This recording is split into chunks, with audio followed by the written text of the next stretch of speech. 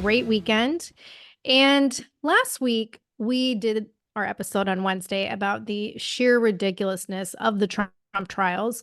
And during that episode, I played a clip from Jesse Waters talking about that mysterious binder that's being alluded to by Matt Taibbi and Michael Schellenberger.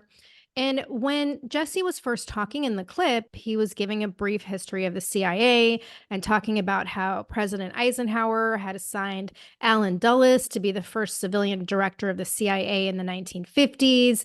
And like his whole job was to eliminate communism. And it was under Dulles that the CIA basically became the government's most powerful three-letter agency.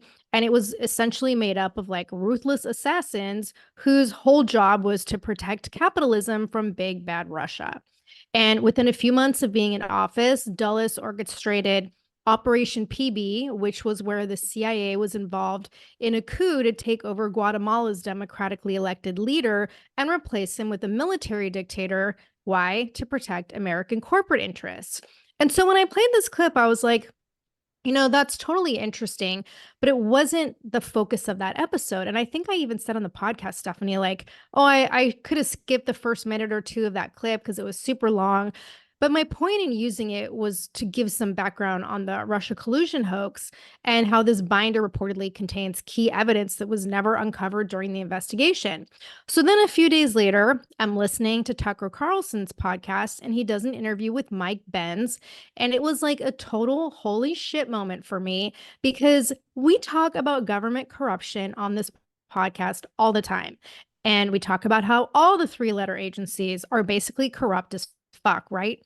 But I didn't realize how critical the history of the CIA is and its role in internet censorship. And to fully appreciate what's happening in America and around the world right now, we've decided to focus on that for part of this episode because it's seriously critical. So if you're not familiar with Mike Benz, he's a former State Department cybersecurity official, and he's the founder and executive director of Foundation for Freedom Online.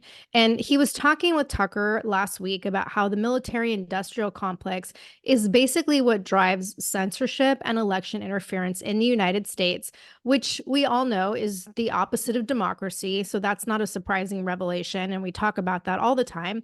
But like I said, I never fully grasped the history and the background of how the internet was basically created as a form of propaganda. So I want to start off by playing a clip from the beginning of their interview where Mike Benz is talking about how internet freedom turned into internet censorship. And it's kind of a long clip. It's about 5 minutes, so bear with us. But I honestly didn't know this shit. And I'm pretty sure that a lot of our listeners don't know either. And like I said, this is actually very important information that's only going to become more critical to be aware of as we get closer to November. So I want to play this clip from Tucker's podcast. And so with that, here is Mike Benz, Executive Director of Foundation for Freedom Online. Mike, thanks so much for joining us. And I just can't overstate to our audience how exhaustive and comprehensive your knowledge is on this topic. It's almost unbelievable. And so if you could just walk us through how the foreign policy establishment and defense contractors and DOD and just the whole cluster, the constellation of defense-related publicly funded institutions strip from us our freedom of speech. Sure. One of the easiest ways to actually start the story is really with the story of internet freedom and its switch from internet freedom to internet censorship, because free speech on the internet was an instrument of statecraft almost from the outset of the privatization of the internet in 1991.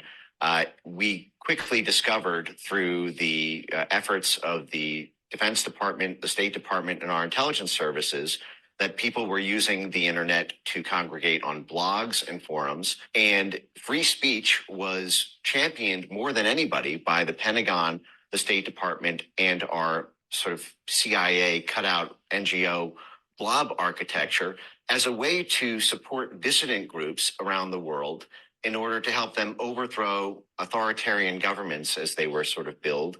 Essentially, the internet free speech allowed kind of insta-regime change operations to be able to facilitate the foreign policy establishment's State Department agenda. Google is a great example of this. Google began as a DARPA grant by Larry Page and Sergey Brin when they were Stanford PhDs. And they got their funding as part of a joint CIA NSA program to chart how, quote, birds of a feather flock together online through search engine aggregation. And then 1 year later, they launched Google and then became a military contractor quickly thereafter. They got Google Maps by purchasing a CIA satellite software, essentially.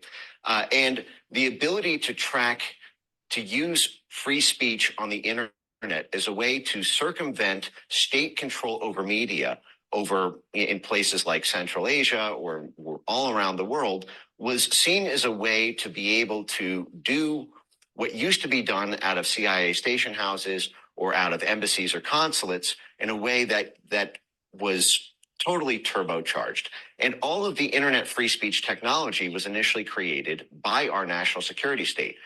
VPNs, virtual private networks, to hide your IP address.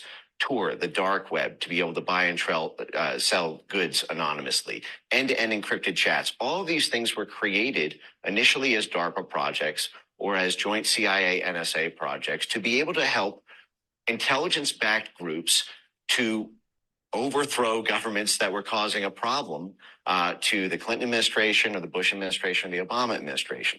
And this plan worked magically from about 1991 until about 2014, when there began to be an about face on internet freedom and its utility. Now, the high watermark of the sort of internet free speech moment was the Arab Spring in 2011, 2012, when you had this one by one, all of the adversary governments of the Obama administration, Egypt, Tunisia, all began to be toppled in Facebook revolutions and Twitter revolutions. And you had the State Department working very closely with the social media companies to be able to keep social media online during those periods. There was a famous phone call from Google's Jared Cohen to Twitter to not do their scheduled maintenance so that the preferred opposition group in Iran would be able to use Twitter to win that election. So it was free speech was an instrument of statecraft from the national security state to begin with. All of that architecture, all of the NGOs, the relationships between the tech companies and the national security state had been long established for freedom. In 2014, after the coup in Ukraine, there was an unexpected counter coup where Crimea and the Donbass broke away. And they broke away with essentially a military backstop that NATO was highly unprepared for at the time. They had one last Hail Mary chance, which was the Crimea annexation vote in 2014. And when the hearts and minds of the people of Crimea voted to join the Russian Federation, that was the last straw for the concept of free speech on the internet in the eyes of NATO. As they saw it, the fundamental nature of war changed at that moment. And NATO at that point declared something that they first called the Gerasimov Doctrine, which was named after this Russian military general who they claimed made a speech that the fundamental nature of war has changed. You don't need to win military skirmishes to take over Central and Eastern Europe. All you need to do is control the media and the social media ecosystem, because that's what controls elections. And if you simply get the right administration into power, they control the military. So it's infinitely cheaper than conducting a military war to simply conduct an organized political influence operation over social media and legacy media. An industry had been created that spanned the Pentagon, the British Ministry of Defense, and Brussels into a organized political warfare outfit, essentially infrastructure that was created, initially stationed in Germany and then Central and Eastern Europe, to create psychological buffer zones, basically to create the ability to have the military work with the social media companies to censor Russian propaganda or to censor domestic right-wing populist groups in Europe who were rising in political power at the time because of the migrant crisis. So you had the systematic targeting. Okay. Stephanie, maybe I'm just being naive, but I had no idea that the CIA was basically behind the creation of using the internet as like a means to overthrow governments in other countries. Like, did you know this? No, I didn't. But I have heard the conspiracy that the government basically started Google, like they gave Google the technology to become what it is so that they would have control over like the dominant company over communication. But also, I didn't think about this until I heard your intro when you were talking about Eisenhower, like helping to start the CIA. So there is a major conspiracy theory. And this conspiracy theory is so big that American Horror Story actually made a whole episode on it. But it has to do with Eisenhower. And they say that like the aliens or extraterrestrials or whatever they're calling them now, like interdimensional beings, whatever, gave Eisenhower this technology. And that's how like the internet came to be, and like basically how we've grown so quickly with technology since the 50s. So I had to throw that in there too, because it's like, hey, why not pull out the aliens? It's 2024. Like they're saying all kinds of crazy shit. So I'm gonna throw that conspiracy out there as well. You know what? I bet at this point they're like, you guys really fucked this up and we can't fully take the technology back. So we're just going to push you towards creating AI so that they destroy you and the technology that you fucked up. Right? Exactly. And it's like if aliens wanted to take over, I mean, hey, the internet would be a great way because that's how we connected the world, like in communication. So, I mean, pretty smart. Exactly. But going back to this, like I when I was doing research for this episode, I was finding articles from like 2004, 2005. There was an article in CBS News from 2011. And even back then, they were talking about how social media is a tool of the CIA and that the CIA had been in bed with the world's largest ad agency network, which at the time was WPP. And like Mike Benz said, they've been doing social media data mining since at least January 2009. Google partnered with the CIA in 2004 when Google bought that mapping technology company called Keyhole that eventually became Google Earth. And then I think he mentioned this too. In 2010, Google and a company called InQtel made a joint investment on a company called Recorded Future that basically analyzes analytics on the web to create curves and like predict the outcome of events. And then totally irrelevant, like or irrelated, I was listening to Real AF the other day and I don't even remember what they were talking about, but Andy brought up that, yeah, the CIA created the precursor to Facebook. And I can't remember what he said it was called. I think it was Lifebook or something like that. And I guess it wasn't super successful. But as soon as they took it down, Facebook went online the very next day. Like, that's a coincidence. Right. And oh my gosh, like again, I didn't realize this until I hear you like reading this and like saying it out loud. But the company called Recorded Future that you said like analyzes analytics and predicts outcomes. Dude, Project Looking Glass. Remember we did a whole episode Yes. on that and we were like, everyone's like, oh, that's such a conspiracy theory. Like, you know, you can't predict the future. Hello, like right there. It's like Yeah. recorded. People are talking about it, but you call it something different and you say, oh, well, it's just analyzing analytics. That's how it can tell the future. That's freaking Project Looking Glass. Again, I another didn't. CIA project. Yeah, I didn't make that connection either. That's fucking crazy. And like also in that clip I just played, Benz mentions DARPA. So that's the Defense Advanced Research Projects Agency. And that's like the government agency that's responsible for developing tech. And the investment groups that funded Facebook were composed of venture capital firms like the one I mentioned, InQtel.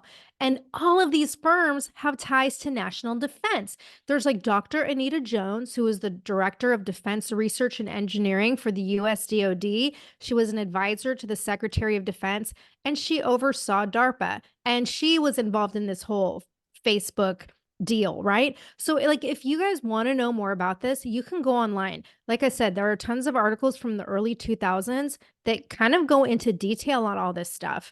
And so, like, everything that's going on right now relates to the CIA, their history of rigging elections around the world. One of the things Benz mentioned in his interview with Tucker was back in all the way back to like 1948, the CIA rigged the election in Italy by stuffing ballot boxes and partnering with the mob. And the whole reason they did this was like to prevent communism. But I want to play one more clip, and that's going to bring this full circle to where we are now. And I promise this clip is like much shorter than the first one that I played. If I can log into my phone, which just locked me out. Okay, here we go. published a memo called The Inauguration of Organized Political Warfare, where he said, listen, it's a mean old world out there. We at the CIA just rigged the Italian election. We had to do it because if the communists won, maybe there'd never be another election in Italy again. So, but it's really effective, guys. We need a Department of Dirty Tricks to be able to do this around the world. And it's essentially a new social contract we're constructing with the American people, because this is not the way we've conducted diplomacy before. But we are now forbidden from using the War Department. In 1948, they also renamed the War Department to the Defense Department. So again, as part of this diplomatic onslaught for political control, rather than it looking like it's overt military control. But essentially what ended up happening there is we created this foreign domestic firewall, we said, that we have a Department of Dirty Tricks to be able to rig elections, to be able to control media, to be able to meddle in the internal affairs of every other plot of dirt in the country. But this sort of sacred dirt on which the American homeland sits they are not allowed to operate there. The State Department, the Defense Department, and the CIA are all expressly forbidden from operating on U.S. soil. Of course, this is so far from the case, it's not even funny, but that's because of a number of laundering tricks that they've developed over 70 years of doing this. But essentially, there was no moral quandary at first with respect to the creation of the censorship industry when it started out in Germany and in Lithuania and Latvia and Estonia and in Sweden and Finland. There began to be a more diplomatic debate about it after Brexit. And then it became full throttle when Trump was elected. And what little resistance there was washed over by the rise and saturation of Russiagate, which basically allowed them to not have to deal with the moral ambiguities of censoring your own people. Because if Trump was a Russian asset, you no longer really had a traditional free speech issue. It was a national security issue. It was only after Russiagate died in July 2019, when Robert Mueller basically choked on the stand for 3 hours and revealed he had absolutely nothing after 2.5 years of investigation, that the foreign to domestic switcheroo took place, where they took all of this censorship architecture spanning DHS, the FBI, the CIA, the DOD, the DOJ, and then the thousands of government-funded NGO and private sector mercenary firms were all basically transited from a foreign predicate, a Russian disinformation predicate, to a democracy predicate, by saying that disinformation is not just a threat when it comes from the Russians, it's actually an intrinsic threat to democracy itself. And so by that, they were able to launder the entire democracy promotion regime change toolkit just in time for the 2020 election. I mean, it's almost beyond belief that this has happened. I mean, my own father worked for the U.S. Okay. So why was this mind-blowing for me, right? Because, okay, if we look at the pivotal year of 2016, on one hand, you had what was happening in Europe. He mentioned Brexit. And if you don't know what that is, that's when the UK decided to withdraw from the European Union.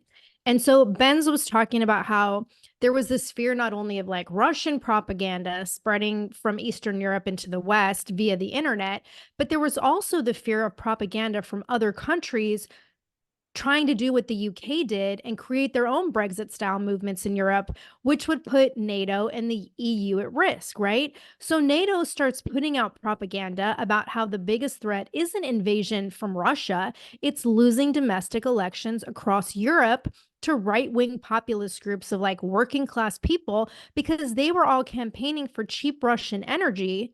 And at the same time, you have the US and NATO that are pushing for energy diversification, which, Stephanie, when you think about it, this was probably like the start of the whole manufactured climate crisis, climate alarmist movement, don't you think? Yeah, absolutely. Yeah. And so this is when it was decided by the global elites that the military had to step in and take over media to prevent the disintegration of the EU and NATO, because if that happened, there would be no more enforcement arm for the International Monetary Fund if the EU and NATO were dissolved, and the World Bank and quote democracy would collapse if people got their way and countries had like actual legitimate elections. And so this is all happening at the same time that in the United States, we're having our 2016 elections, and they didn't fucking think Trump was going to win. but he did. And this is at the same time social media started to become more popular than the MSM. And speaking of which, Stephanie, another thing I didn't know before listening to this interview was like all of the mainstream media outlets like ABC, NBC, CBS, New York Times, etc. They were all of them created by veterans of the State Department or the War Department after World War II. Did you know that? No, I didn't know they were created that way, but I did know that they got their scripts from the government because of Project Mockingbird. So it makes sense that they were started by the State Department. But I want to throw something in here, and I didn't have time to really like fully dive into this, but I heard Mike Benz, he went on the Morning Wire podcast this morning as at the time of our recording. So I listened to this like right before we started recording. And he talks about CISA as well. So this is another alphabet agency. It's Cybersecurity and Infrastructure Security Agency. This was actually created in 2018 under the Trump administration. And so remember how like back then everything was like Russia, Russia, Russia, like Russia, you know? And so the reason it was created was to start looking into, okay, we know that there was some interference in the elections. So we're going to look into it to make sure there's no foreign entities like Russia that are interfering. That was like the whole gist behind it. And that agency has basically gone rogue. And so it was supposed to be started to look at foreign interference and censor foreign like adversaries. Well, flat out, like in Congress, they have changed it since to be like 80% domestic censorship and only like 20% foreign. And so it's both the Democrats and the Republicans that are voting for this. It's the freaking uniparty. And so they asked him on the podcast today, well, if this was under the Trump administration, is Trump complicit? Like, did he know this was happening or was he just not aware? And he said that he doesn't think that they knew what this would turn into. And so like it started out with good intentions and then it like went rogue. So that like brings us to today because it's still going on. And we know with the Twitter files, like to a great extent, but it's like this other agency, CISA, that is like totally censoring the American people and they're not even trying to hide it. I mean, they're talking about this in Congress. It's crazy. Yeah, it's insane. And it's like, if you look at all of these mainstream media outlets, right? Realistically, none of them were actually ever true independent journalism because we've clearly been told what they wanted us to know since these news outlets were all basically created by the government. So then you throw social media into the mix via the internet, which again was supposed to be created like CISA for their own use so that they could monitor and control the world and rig elections with the help of the CIA and foreign interference. And like, so instead, it becomes this ability for anyone to communicate basically uncensored. Anyone can speak out on multiple platforms. They're capable of worldwide reach, not just in your own country. And at first, it wasn't really censored like the MSM because the elites in control never thought it would grow to the extreme that it has. But then when social media started becoming more popular than mainstream, it basically threatened the entire international world order that was being carefully constructed and held in place by who? By the United States, NATO, and the European Union, with over 70 years of unified foreign policy. So when people started to question the narrative through, widespread reach on social media, this obviously becomes a huge threat to the military industrial complex and particularly US intelligence services because they were losing control of the narrative and in turn, their version of national security. And when you consider all the COVID censorship that destroyed like millions of lives and tore families apart and all the manufactured racism and all the other crazy shit that we've been dealing with over the past few years, what's the one thing that's kept people informed? It's not the fucking MSM, right? Even with the campaigns of disinformation and misinformation on Facebook and Instagram and YouTube and Google, and people have still been able to get the truth out on other platforms like TikTok and X and through podcasts, right? So the reason that this was so mind-blowing to me to finally put all the pieces together after listening to this podcast is because this is the absolute most critical year that will define the future of our country. And we keep saying that over and over again. And if they being the elites, cannot maintain control of the narrative on the internet and social media through censorship, and if the misinformation, disinformation campaigns aren't successful, what do you think they're going to do next? Like, realistically, the most viable option is to what? Shut the whole thing down, right? Bingo. Yep. And it's not even just our country. We've talked about it before, like all the elections in the world that are up. And look at like Mhm. Italy, um, El Salvador, Argentina, like they're seeing all these different countries are going more conservative and right wing. So like they're Yep. probably panicking. So this brings me to what happened at the end of last week. And Tara, I know you're not in the United States right now. But I let you know that on Thursday, millions of Americans woke up to no cell phone connection. And many had found that their phone had switched from like, you know, how it's in like 5G or 2G or whatever, it switched to SOS mode. So that caused a lot of panic. Like people were calling 911 and it wouldn't go through. And then, like, in the areas where it would go through, 911 operators said that, like, so many people kept calling in and they were asking, you know, is there some sort of national emergency because we have this SOS message on our phone? And Tara, like, just hearing that, doesn't it sound a lot like the Obama produced movie that we talked about, Leave the World Behind? Just a little. Yep, because that's exactly how the movie started. They didn't have Yeah. internet and it was like the internet, you know, went out, but they didn't really like think anything of it. And then their phones go into SOS mode and then, you know, the story just progresses from there. So, according to Morning Wire, AT&T and their subsidiary Cricket experienced a massive outage. But here's the thing, just about every other cell phone provider had some outages as well. And it seemed to hit Dallas, Raleigh, Houston, Nashville, and San Francisco the hardest. So AT&T was saying, "Oh, this wasn't a malicious attack. It was just due to a software update." Okay, well, that doesn't explain why, number one, all these other providers had the problem. But number two, why are the FTC, FBI, Department of Homeland Security, and the White House all launching investigations into this if it was just a software update? You know, like it doesn't explain all these other things. And so, of course, there's like all these different theories going around because our government is never transparent in this administration. So, one theory going around was that it was caused by solar flares that emitted radiation. And I know you talked about this on an episode before, Tara, but NASA said there were like two major solar flares that happened late Wednesday. But NASA said the flares would have only affected the Eastern Hemisphere.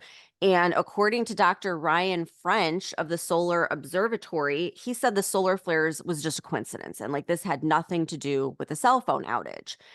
So, what got my attention, what were you going to say something?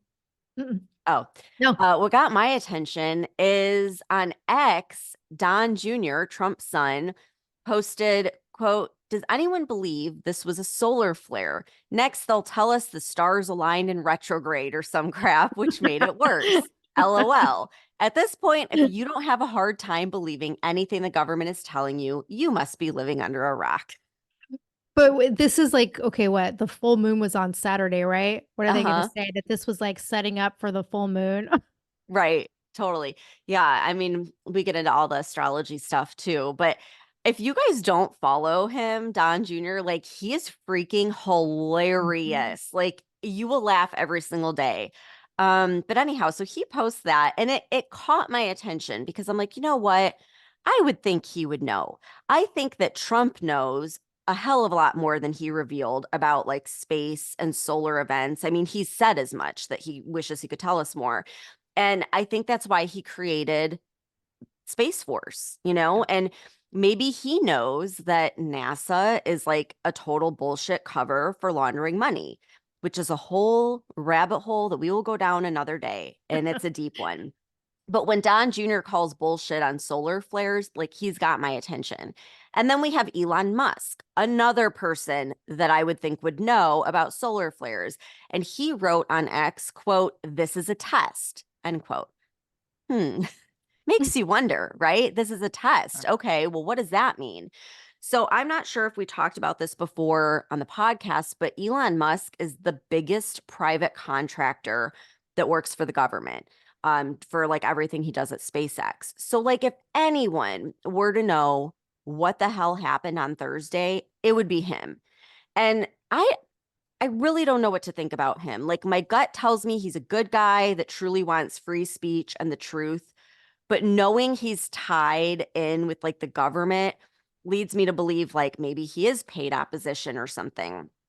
So I don't know. Like, do you think he was giving us a little Easter egg, letting us know, okay, hey, they're testing you, like something big is coming? Or do you think he's just like stirring the pot?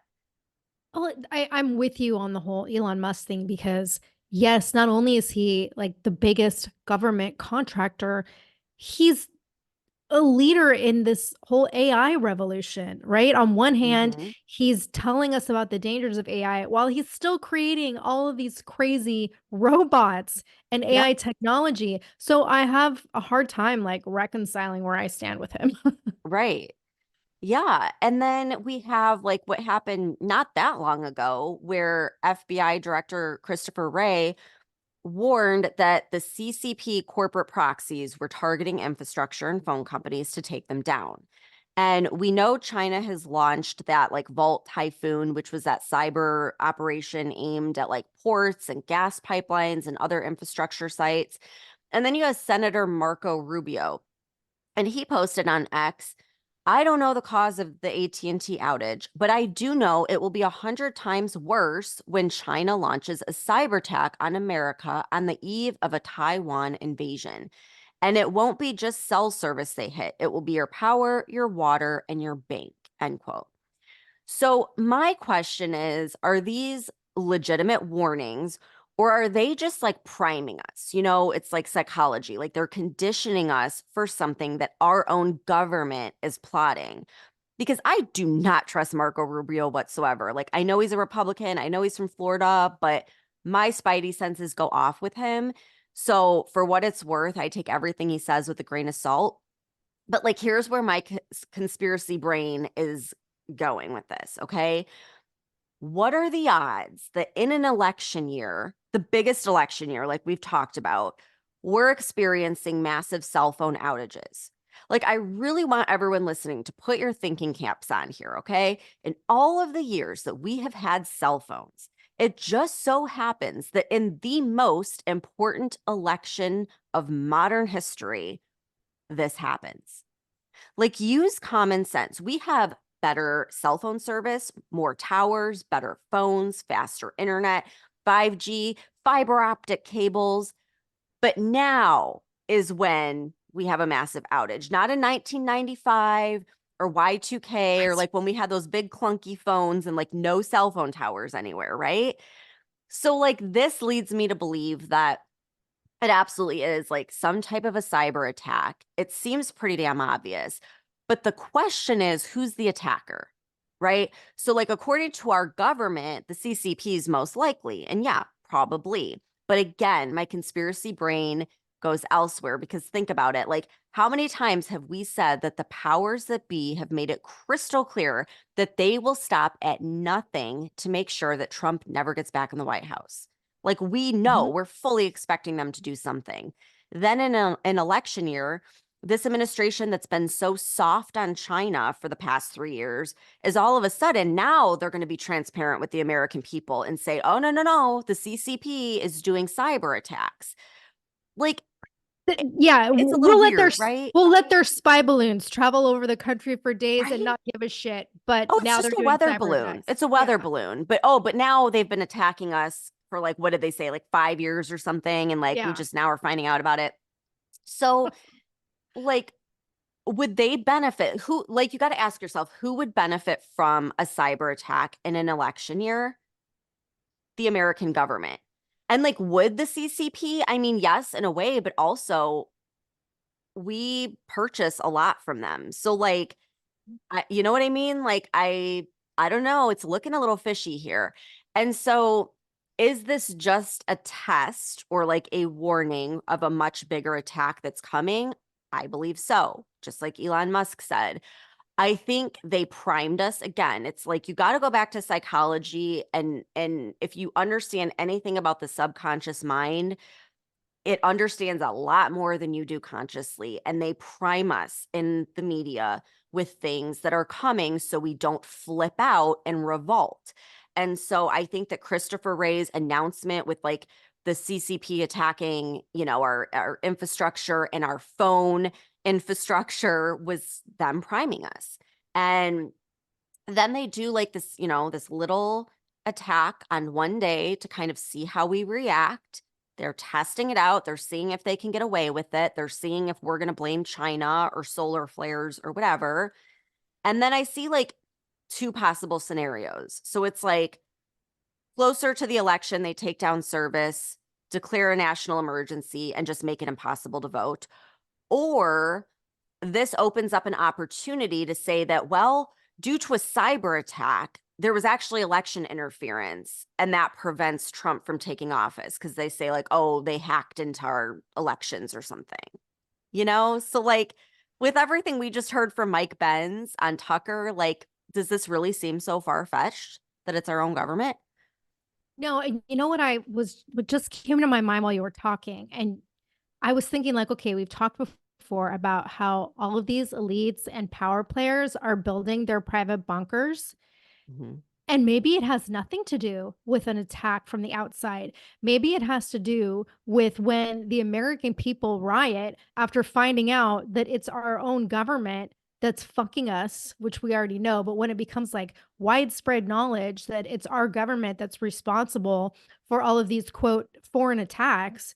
So now they all have their little underground cities Yeah. where they can live. Like, Or maybe because they know if Trump becomes president, they're all like done, yeah. like I don't know. That's a really good point though. Like it very well could be that they're going to hide out because they know shit's going to hit the fan. Maybe they use that little predictor tool that analyzes statistics and can predict the future, and they know they're fucked no matter how much they try to stop it. Like the truth is coming out.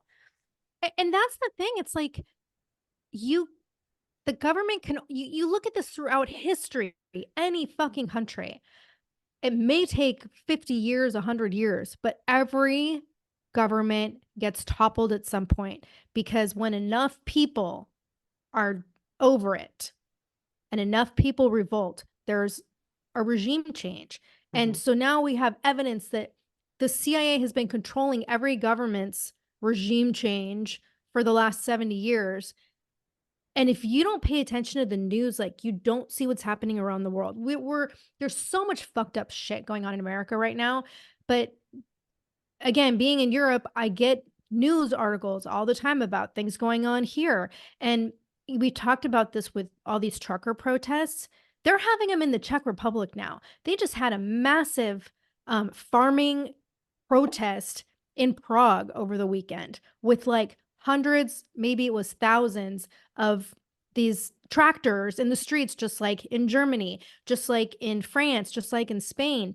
And so you have all of these factions of the working class who are sick of their country's government structure.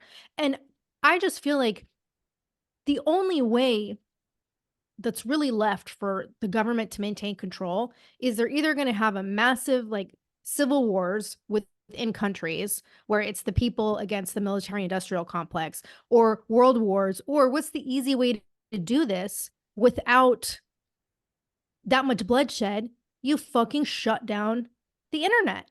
Right. Because people will go into panic mode and like Yeah. you're worried about just feeding your family, keeping your family safe instead of like revolting or whatever. Mm-hmm. And all I know, like what happened on Thursday, I think everyone should take that as a warning call. It's like, did you Yeah. wake up on Thursday thinking like, oh, this is the day. This is the day where it all goes down? Because I sure as fuck wasn't prepared, And it's like this outage was only a small portion of the US for a few hours.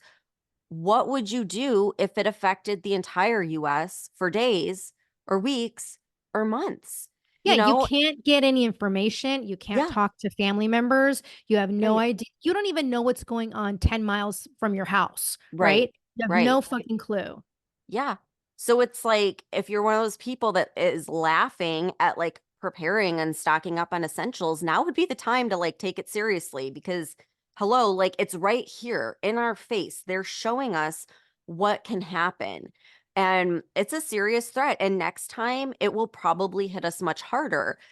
And just like Rubio said, like, I don't trust the guy, but like, what if it did affect the water supply or electricity? So it's like, you got to think about these things and start making some preparations for like, how are you going to get through that time with your family and stay safe and have everything you need? And so I want to take it. Go ahead. I was going to say too, like, how many people even have a landline anymore? I don't. I don't. I don't even I haven't know. had one. Like, I didn't even know you could still get a landline. Honestly, like, I haven't like, had one for years. right. Exactly. Just like little basic things like that. And so, okay, going back to the Obama produced movie, Leave the World Behind. Okay. So, like, what are the odds that this exact scenario was how that movie started? Again, it's like tying it back to that, like with the SOS messages on the phones and the cell phone outages, and what ended up being in that movie in the end, right? They made it look like it was an outside threat, but then it was revealed that it was actually an inside job. It was our own government that caused it. So you couple that with everything that Mike Benz revealed, and I would say that this was an inside job. And with the election coming up, we can expect a wild ride. Like, are you with me on that? What do you think? 100%. Yeah. So it's like, pay attention. They're priming us for something. Be prepared. Just be prepared. It's like, we got to take this shit seriously. And again, like, they will do whatever it takes to make sure that Trump does not get in the White House. So every day he gets more and more popular. He just won South Carolina. So it's going to amp up. And just think about that. Like, start stocking up on stuff. I saw one girl on TikTok. She's like, if you're paying your fucking taxes this year, you're an idiot. I was like dying laughing. I'm like, oh my God. So yeah, 2024 is shaping up to be a wild year. Yeah. So, okay, since we had a doomsday episode, we decided that we will come back on Wednesday with a fun one. Okay, so just like stick with us. We're going to try and balance out the doomsday stuff with maybe more doomsday stuff, but at least it'll be like fun to talk about and like kind of funny, and we can laugh at it. So, yeah. Anyhow, we'll see you guys back here. Thank you so much for tuning in, and have a great day.